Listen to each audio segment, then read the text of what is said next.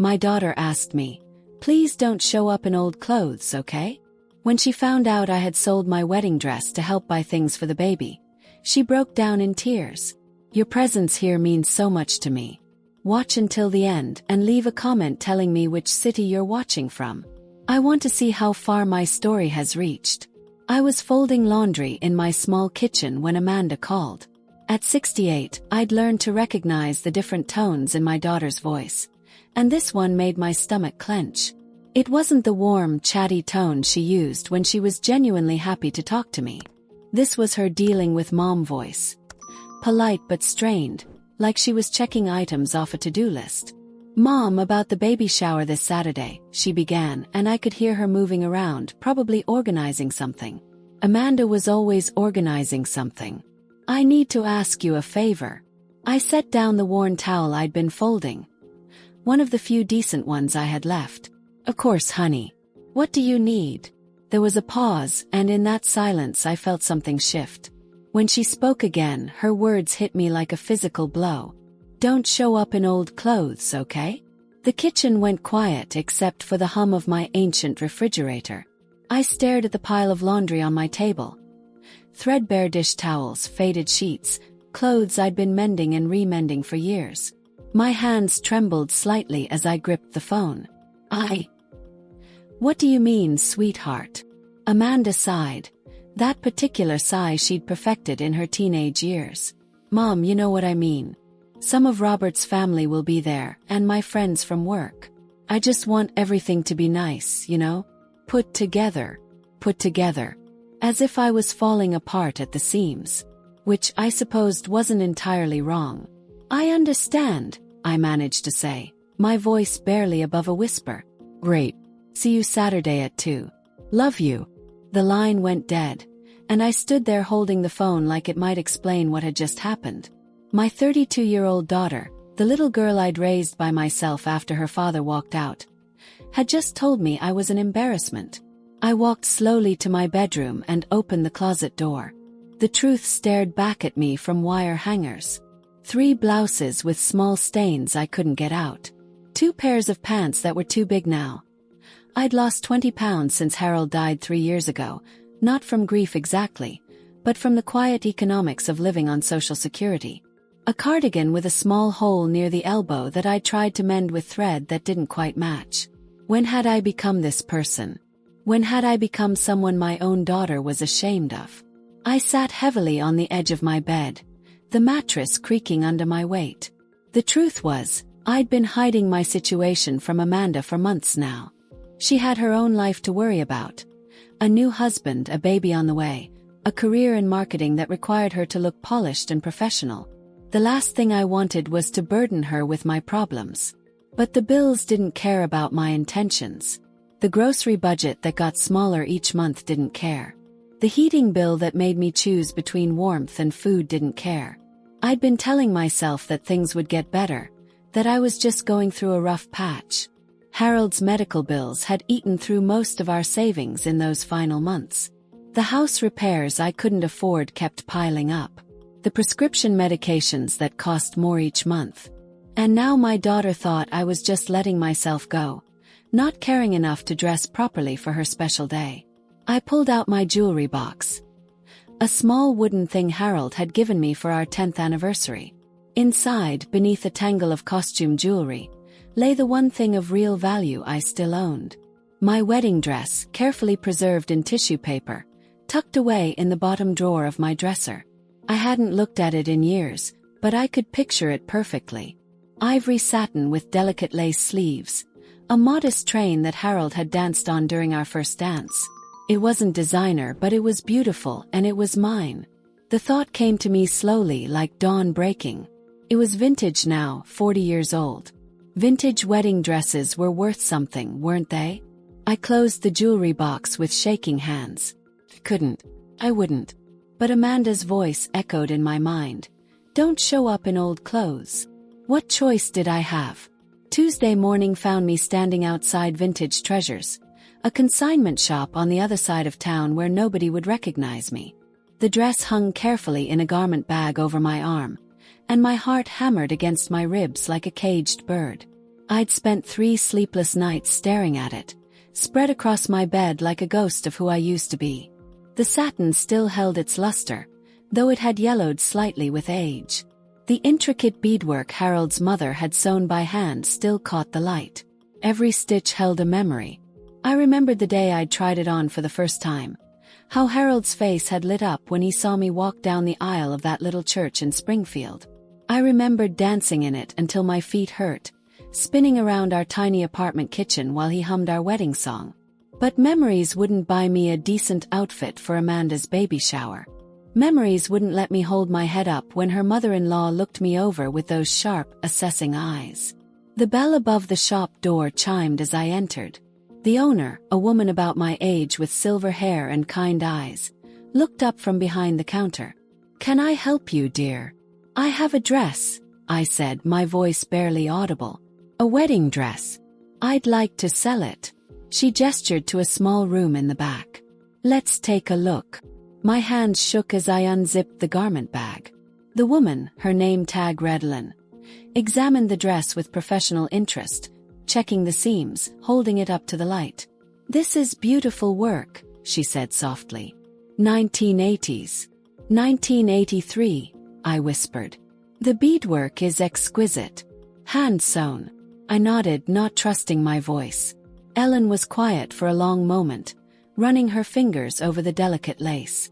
"I can offer you $200. $200 seemed like nothing and everything at the same time. Nothing compared to what the dress meant to me. Everything compared to what I had in my checking account. "I'll take it," I said quickly before I could change my mind. The transaction took less than 10 minutes. Ellen counted out $20 bills while I signed a consignment form with trembling fingers. As she carefully hung my dress on a rack with other forgotten treasures, I felt like I was signing away a piece of my soul. "Are you all right, dear?" Ellen asked, noticing my tears. I wiped my eyes with the back of my hand. "It's for my grandson," I said. "My daughter's having a baby shower." Something in Ellen's expression softened. "That's lovely. What a lucky little one to have a grandmother who loves him so much."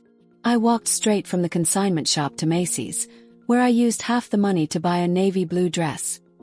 Nothing fancy, but new and presentable. The other half went toward baby gifts. Tiny onesies, a soft yellow blanket, a stuffed elephant that played a lullaby when you pressed its belly. That evening, I sat in my living room with the shopping bags at my feet, still wearing the tags on my new dress. I should have felt accomplished, proud that I'd solved my problem. Instead, I felt hollow, like something essential had been carved out of me. I called my sister Carol, the only person who might understand. "I sold Mom's china last month," she admitted when I told her what I'd done. "Needed to fix the roof. Sometimes we do what we have to do, Lori. But this felt different. The dress wasn't just something I owned. It was who I'd been. The young woman full of hope who'd promised to love Harold in sickness and in health. The mother who'd believed she could give her daughter everything she needed. I folded the new dress carefully and hung it in my closet next to my worn-out clothes. It looked strange there, like it belonged to someone else. In 3 days, I would wear it to Amanda's baby shower. I would smile and coo over the gifts and pretend everything was fine. I would be the presentable mother my daughter wanted. And maybe, if I was lucky, she would never know what it cost me. The baby shower went perfectly, at least on the surface. Amanda glowed in her yellow maternity dress, surrounded by friends who squealed over every tiny outfit and nursery decoration. I sat quietly in the corner, wearing my new navy dress, trying to blend into the expensive furniture of her mother-in-law's living room. "Your mother looks lovely today, Mrs. Patterson whispered to Amanda as they arranged gifts on the pristine white coffee table. "Much more put together than usual." I pretended not to hear, but the words stung anyway. Much more put together than usual. As if I'd been falling apart at every other family gathering, which maybe I had been without realizing it. When Amanda opened my gifts, she smiled genuinely for the first time that day. "Oh Mom, these are perfect," she said, holding up the yellow blanket. "And this elephant is adorable." For a moment, watching her face light up, I felt like maybe it had been worth it. Maybe selling my wedding dress was a small price to pay for that smile, for the way she hugged the stuffed elephant to her chest. 2 weeks later, Amanda stopped by my apartment unexpectedly. She was 7 months pregnant now, moving more slowly, one hand always resting on her lower back. I was so happy to see her that I didn't notice the tension in her shoulders, the way she avoided my eyes. "I brought you some magazines," she said, settling heavily onto my couch. "And there's leftover casserole in the car. Robert made too much again." "That's sweet of you, honey." I busied myself making tea, grateful for something to do with my hands. "How are you feeling?" "The baby's been active." "He's a little soccer player," she said, but her voice was flat, distracted. I brought the tea over and noticed she was staring at something. My purse sat open on the coffee table, and sticking out of the side pocket was a folded piece of paper. The receipt from Vintage Treasures that I'd forgotten to throw away. Amanda's face had gone pale. "Mom, what's this?" She pulled out the receipt before I could stop her. I watched her eyes scan the words. "Wedding dress, ivory satin, vintage 1983. Sale price, $200. The silence stretched between us like a chasm. Amanda's hands began to shake as she held the paper. "You sold your wedding dress." Her voice was barely a whisper. I sat down beside her, reaching for her hand, but she pulled away. "Amanda, let me explain." "Oh my God." The words came out like a sob. "Oh my God, you sold your wedding dress to buy things for the baby shower." Tears were streaming down her face now, and she pressed both hands to her mouth as if trying to hold back the sobs. I'd never seen her cry like this, not even as a child. "Sweetheart, please. You sold your wedding dress because I told you not to wear old clothes." She was rocking slightly now, the receipt crumpled in her fist. "I made you feel so ashamed that you sold the dress you got married in." "I wanted to contribute," I said weakly. "I wanted to be part of." "Stop." Amanda's voice was sharp now, cutting through her tears. "Just stop talking." She struggled to her feet, one hand on her belly, the other wiping furiously at her eyes. "I can't believe you did this. I can't believe you made me into this person." "Made you into what person?" "The kind of daughter who makes her mother sell her wedding dress." The words exploded out of her. "The kind of person who cares more about what other people think than about her own mother." She was sobbing now, deep, wrenching sobs that shook her whole body. I stood up, wanting to comfort her, but she held up a hand to stop me. "You've ruined everything," she said through her tears. "Everything. That dress was supposed to be something I could wear, or save for my daughter someday. It was supposed to be part of our family." "Amanda, I didn't think." "No, you didn't think. You just made this grand gesture, and now I'm the horrible daughter who made her mother sacrifice the most precious thing she owned." She grabbed her purse with shaking hands. "I have to go. Please don't leave like this." She paused at the door, not turning around. "I need some time to process this, Mom. I need to figure out how to live with what I've done." The door closed behind her with a soft click, leaving me alone with the crumpled receipt on my coffee table and the devastating realization that in trying to spare my daughter's feelings, I had broken both our hearts. I picked up the receipt and smoothed it out with trembling fingers. $200. The price of 40 years of marriage, reduced to a transaction in a consignment shop. And somehow it had cost us so much more than that. 3 days passed without a word from Amanda. 3 days of me staring at my phone, picking it up to call her, then setting it down again. What could I say? How could I explain that I'd thought I was being selfless when maybe I'd been selfish all along? On Thursday evening she came back. I heard her car in the driveway and rushed to the window, hope fluttering in my chest. But when she knocked on my door, her face was swollen from crying, her hair pulled back in a messy ponytail. She looked exhausted. "We need to talk," she said, walking past me into the living room. I followed her, wringing my hands. "Amanda, I'm so sorry. I never meant." "That's the problem, Mom." She turned to face me, and I was shocked by the pain in her eyes. "You never mean to hurt me, but you keep doing it anyway." I sank into my chair, feeling like she'd slapped me. I don't understand. Amanda sat down heavily, both hands resting on her belly. Do you know what Robert said when I told him about the dress? I shook my head. He said, "Why didn't your mom just ask us for help?" And you know what I realized? I've been asking myself the same question for 3 years. I didn't want to be a burden. A burden? Amanda's voice cracked. You're my mother. When Dad left, you worked 2 jobs to keep us afloat. You drove me to every soccer practice, helped with every school project, sat through every parent-teacher conference. And now you think asking for help makes you a burden? I opened my mouth to respond, but she held up her hand. I knew, Mom. I've known for months that you were struggling. The words hit me like ice water. What? I've seen the way you've lost weight. I've noticed that you never suggest going out to eat anymore, that you always have excuses for why you can't come to family dinners. I saw the stack of medical bills on your kitchen counter last month, even though you tried to hide them. My chest felt tight. If you knew, then why? Because I was waiting for you to trust me enough to tell me the truth. Her voice broke completely. I was waiting for you to treat me like an adult, like your daughter who loves you and wants to help. The room spun around me. I was protecting you. From what? From caring about my own mother.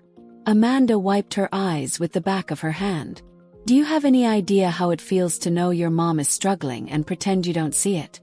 Do you know how many nights I've laid awake wondering if you had enough to eat, if your heat was working, if you needed medicine you couldn't afford? I stared at her, this woman who looked so much like me at her age, and realized I'd been blind. I thought you'd worry. I was already worried. But instead of letting me help, you made me into the villain. You let me criticize your clothes while you were selling your most precious possession. You let me become someone I hate. She was crying again, but these were different tears. Angry, frustrated tears. I've been walking around feeling guilty for months, knowing I should do something but not knowing how to bring it up without hurting your pride. And then you pull this martyr act at my baby shower. And now I'm the daughter who made her mother sacrifice everything. That's not what I intended. But that's what happened. She stood up abruptly, pacing to the window. Don't you see? By trying to protect my feelings, you've made everything worse.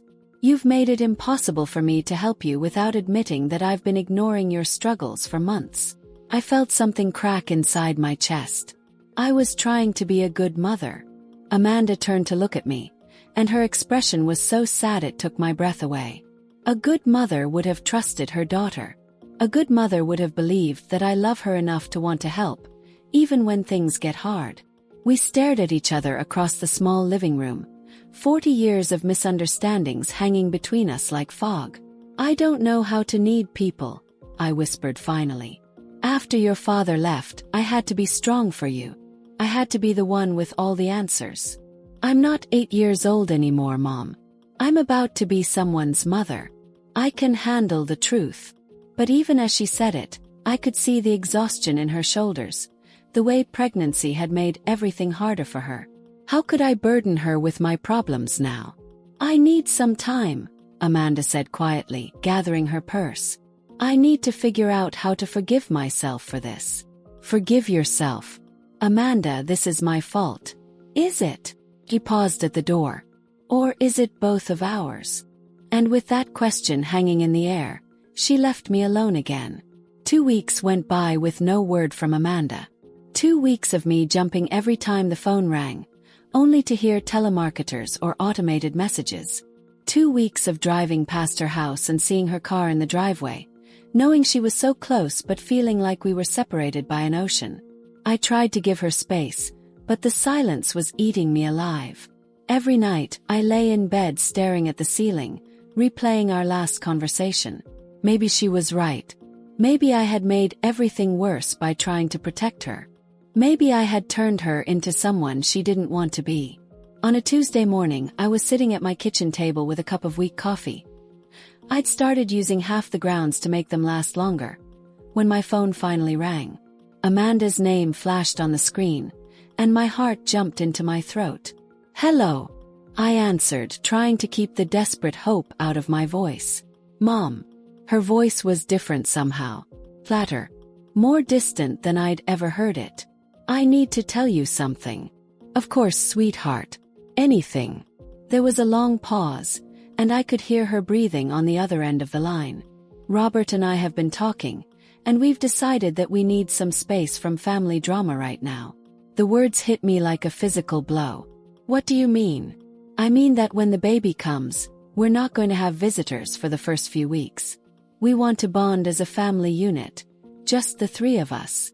I gripped the phone tighter. But I'm not a visitor, Amanda. I'm your mother. I know what you are. Her voice was still that same strange, flat tone. But I can't deal with the guilt right now, Mom. Every time I look at you, I think about that dress. I think about how I made you feel like you weren't good enough. Amanda, please. I've already called the hospital and put you on the restricted list. You won't be able to visit during labor or for the first few days after. The kitchen tilted around me. You're banning me from meeting my grandson. I'm protecting my family from unnecessary stress. The clinical way she said it made my blood run cold. Maybe in a few months, when things settle down, we can talk about supervised visits. Supervised visits. Like I was some kind of threat to my own grandchild. You can't do this, I whispered. You can't keep me away from him. Actually, I can. He's my son, and I get to decide who's in his life.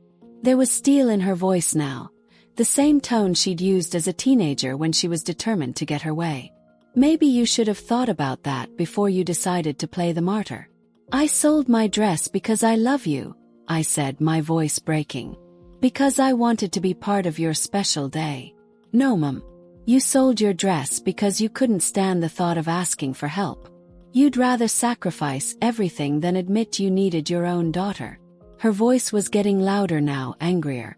And then you let me find out in the most hurtful way possible, so I'd feel guilty for the rest of my life. That's not true, isn't it? Tell me honestly, Mom. If I hadn't found that receipt, would you ever have told me what you did? The question hung in the air between us, and we both knew the answer. Well, I would have taken that secret to my grave, would have let her go on thinking I was just naturally shabby and careless. I thought I was protecting you, I said weakly. You were protecting yourself. From having to admit that you needed help, from having to be vulnerable with your own daughter. Her voice cracked slightly. And now I have to live with the knowledge that I hurt you so badly you'd rather sell your most precious possession than tell me the truth. I was crying now, ugly sobs that shook my whole body. Please don't take my grandson away from me. Please, Amanda. I'll do anything. The decision is made. Her voice had gone flat again, emotionless. Maybe someday we can work through this, but not now. Not while I'm trying to become a mother myself. Amanda. I have to go, Mom. My doctor's appointment is in an hour. The line went dead, leaving me sitting in my empty kitchen with the phone pressed to my ear. I sat there for a long time, listening to the dial tone, hoping somehow it would bring her voice back. But it didn't. The baby was due in 6 weeks. 6 weeks of waiting to meet a grandchild I might never be allowed to hold. 6 weeks of wondering if I destroyed the most important relationship in my life by trying to protect it. I looked around my small apartment, at the worn furniture, the faded curtains, the empty spaces where I'd sold things to make ends meet. This was what I'd been trying to hide from Amanda. This shabby, diminished life that I'd thought would somehow hurt her to know about. Instead, my secrets had hurt her more than the truth ever could have. And now I was going to lose them both. My daughter and my grandson, because I'd been too proud to trust her with my struggles. The coffee had gone cold in my cup, but I sat there anyway, staring at nothing, wondering how love could go so wrong. 2 months passed in a gray haze.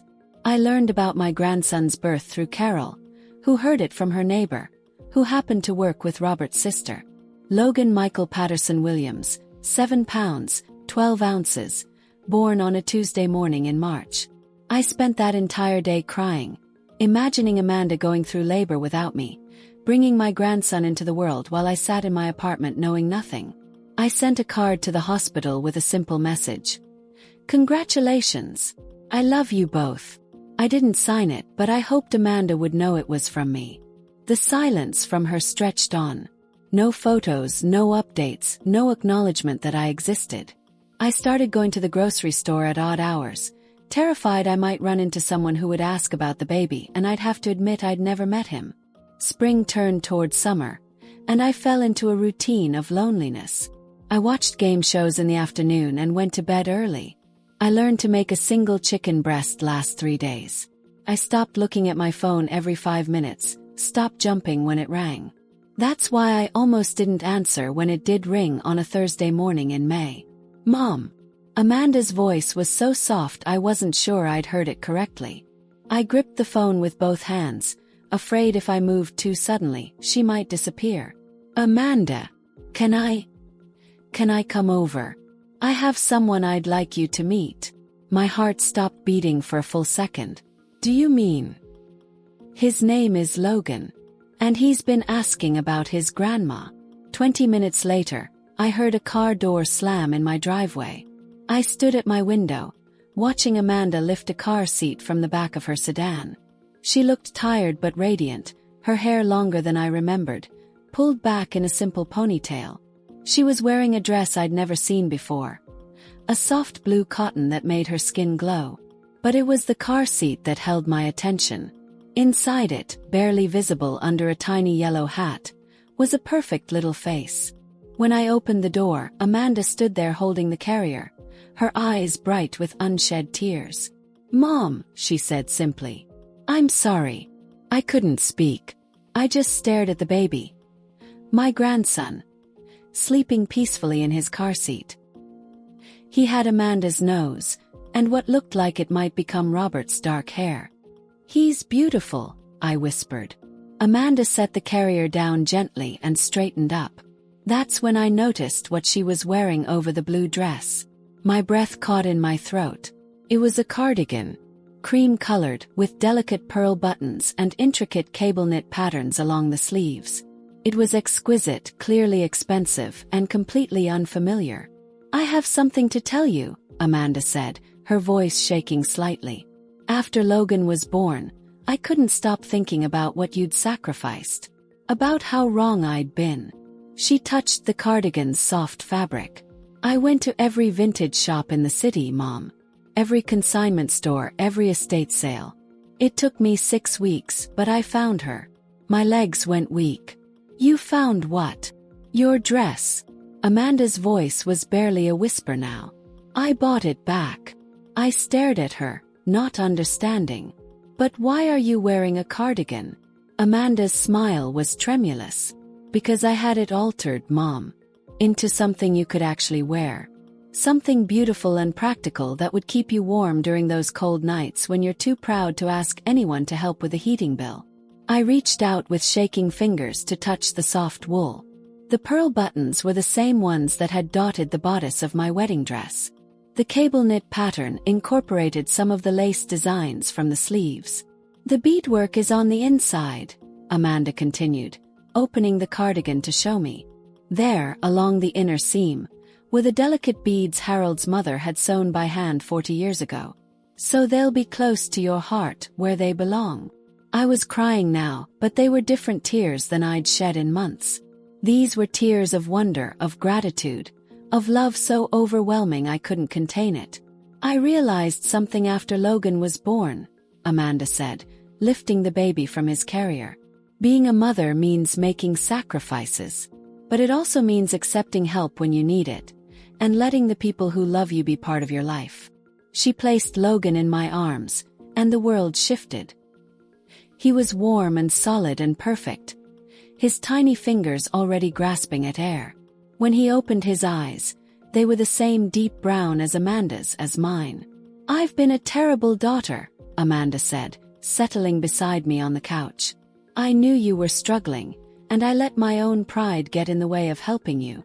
We've both made mistakes, I said, unable to take my eyes off Logan's perfect little face. I want to do better. Amanda's voice was firm now, determined. I want Logan to know his grandmother. I want him to learn about sacrifice and love and family from the woman who taught me everything I know about being strong." Logan made a small sound, and I looked up to find Amanda watching us with tears streaming down her face. "There's one more thing," she said. "Robert and I talked, and we want you to be Logan's regular babysitter. If you want to. We'll pay you, of course, and it would help us out tremendously." The offer was perfect. A way for me to be close to my grandson while maintaining my dignity, to help them while letting them help me in return. "I would love that," I whispered. As I sat there in my worn living room, holding my grandson and wearing a cardigan made from my wedding dress, I understood something I'd never grasped before. Love isn't about protecting people from the truth or carrying burdens alone. Love is about trusting the people who matter most to stand beside you, even when things get difficult. Logan yawned and settled deeper into my arms, completely content. In his sleeping face, I could see the future. Birthday parties and bedtime stories, scraped knees and homework help, all the precious moments I'd almost lost because I'd been too afraid to be vulnerable. "Thank you," I said to Amanda, meaning so much more than just the cardigan or the chance to be Logan's grandmother. "Thank you for never giving up on us," she replied, leaning her head against my shoulder. And sitting there with my daughter and grandson, wearing my transformed wedding dress like a promise of new beginnings, I knew that sometimes the most precious things in life aren't lost when you let them go. They're transformed into something even more beautiful than they were before.